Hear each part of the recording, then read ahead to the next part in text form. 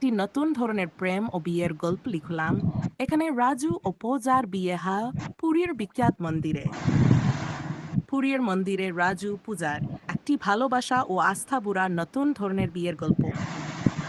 পূজা ছিল এক সাধারণ মেয়ের নাম। সে ভালোবাসত রং, ফুল, মন্দির আর নির্জনতাকে। আর রাজু, সে ছিল এক মন্দির প্রেমী, জীবনে প্রতিটি সিদ্ধান্ত মায়ের আশীর্বাদে নিত।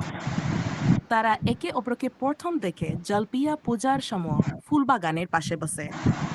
পাজার হাতে গোলাপ আর রাজুর চোখে শান্তির দীপ্তি। সেদিন থেকে শুরু হয় প্রেমের পর। কয়েক মাস প্রেমের পর রাজু বলে ফেলল, পূজা, তোমারে বিয়ে করব আমি, কিন্তু জায়গা হবে পবিত্র পুরীর জগন্নাথ মন্দির। পূজা একটু অবাক হয়েছিল।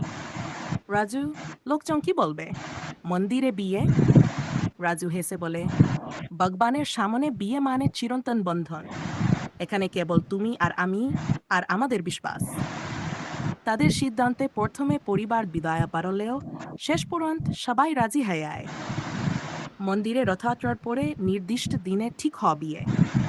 বিয়ের দিন পূজা পড়েছে লাল হলুদ সিল্কের শাড়ি, হাতে শাখা পলা আর সিন্থিতে সিন্ধু। রাজু ধুতি পাঞ্জাবি পরে দাঁড়িয়ে আছে জগন্নাথ দেবের মূর্তির সামনে। চারিদিকে ফুলের সুগন্ধ আর শঙ্খের দুবনি।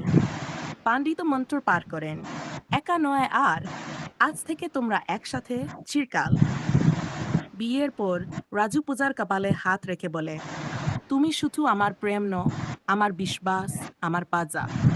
পূজার চোখে জল, কিন্তু মুখে একটা কথা, রাজু, আমি তোমার চিরদিনের জন্য।